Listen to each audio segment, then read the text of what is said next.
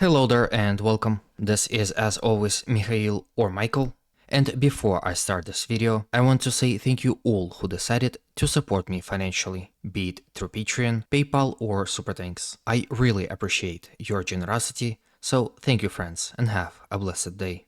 Now today's video I will start with Bakhmut, where although no territorial changes were reported, the situation is developing quite significantly. Here, within the last few days, Russian forces actively stormed this village, which all throughout the Battle of Bakhmut was turned by Ukrainians into a literal fortress. The village is extremely well fortified, and reports coming in from the ground suggest very heavy and intense fighting. Some time ago, reports came in, and most interestingly from pro-Ukrainian sites, that Ivaniivsky or Krasnaya was captured by the Russians, and that they soon after went on the attack in the direction of Chasov Yar. However, soon those reports were disproven. The battle for the village continues as Ukrainians counterattack with all their might in attempt to stop Russians from advancing, and the fact that there are no territorial changes to report as of yet is a great example of that. While this is happening, Russians are conducting extremely heavy strikes upon Chasov Yar, which is located here, as you can see here on this video, severely damaging the buildings and disrupting supply and rotation system. Generally speaking, Ukrainians report that the situation in Ivaniivsky for their troops is extremely difficult,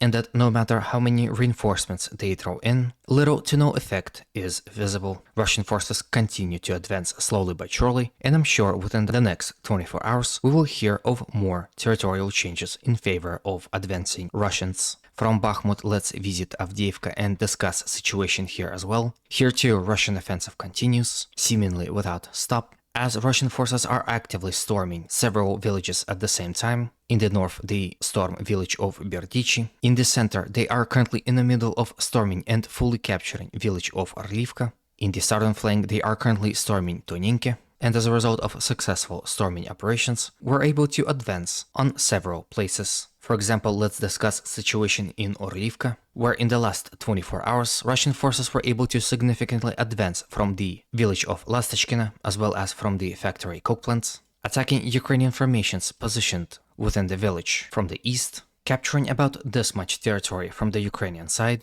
reaching the post office building in the northern part of the town, as well as the school on the eastern part as well, seemingly doing so simultaneously. At this point in time, it seems that Ukrainians are actively counterattacking in attempt to repel Russians and retake some of the positions lost within the last few hours. However, Russians too do not sit idle and counterattack as well. Currently, heavy fighting is taking place in Avdiivka, with Russians taking control of about 50% of the village. With heavy fighting currently taking place in Avdiivka, Russian forces continue their advance from the Avdiivka coke plant in the direction of Semenivka to the flank and rear of Ukrainian formations fighting in Avdiivka and Berdichi. As a result of those successful offensive operations, Russians were able to capture this chunk of territory within the last 24 hours. Russian forces were also able to advance ever slightly in Tonienke village, capturing a very small portion of the territory, but expanding their bridgehead within the village nevertheless, and the fighting here continues as I speak. Now, to those who were wondering why Ukrainian defenses here on this particular portion of the front is crumbling so fast, and Russians took 3 villages within the last few days, I have this photo for you. This is a photo of 2 villages, Tonienke and Severne. Notice how there is little to no fortifications that are located in this area.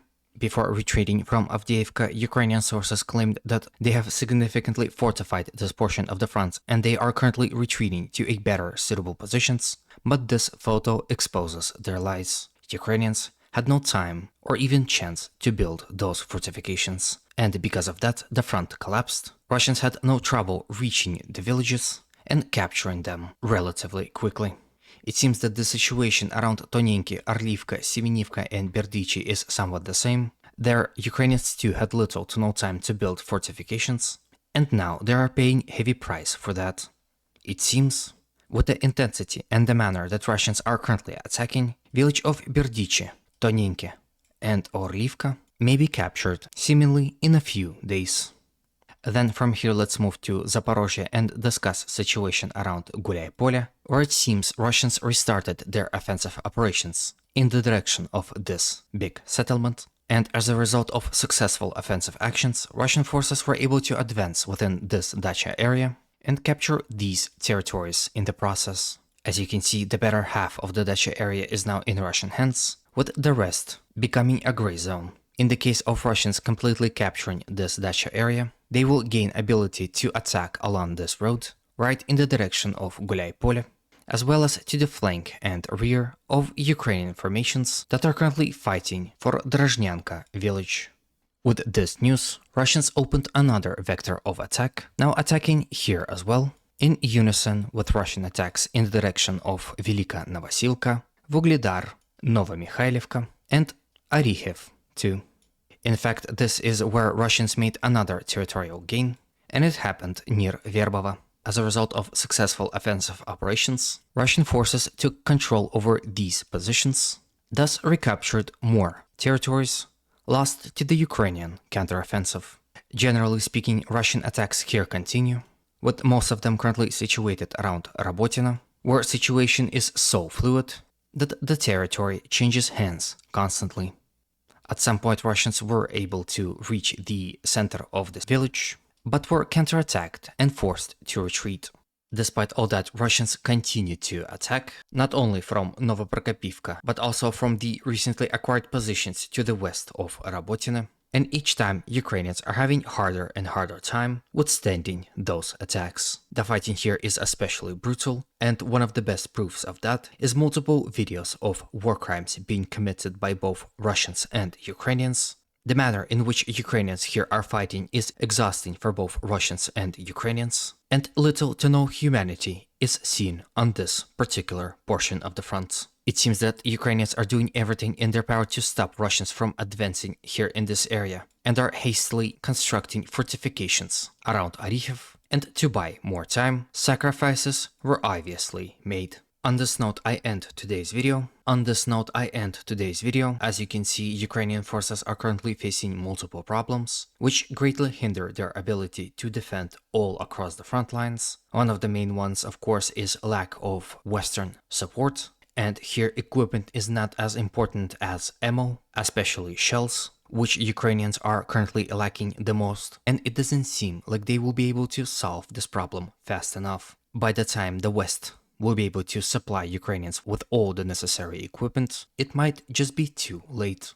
Now with this I end today's video. Hopefully it was to your liking and was informative enough. If it was, please consider supporting it with a like, comment, and of course, if you haven't subscribed, a subscription. Those actions help promote this video to a wider audience, which helps spread the truth. As always, humanity calls me to condemn all violence against human beings. Have a good day, and always remember, Russia will be free and great.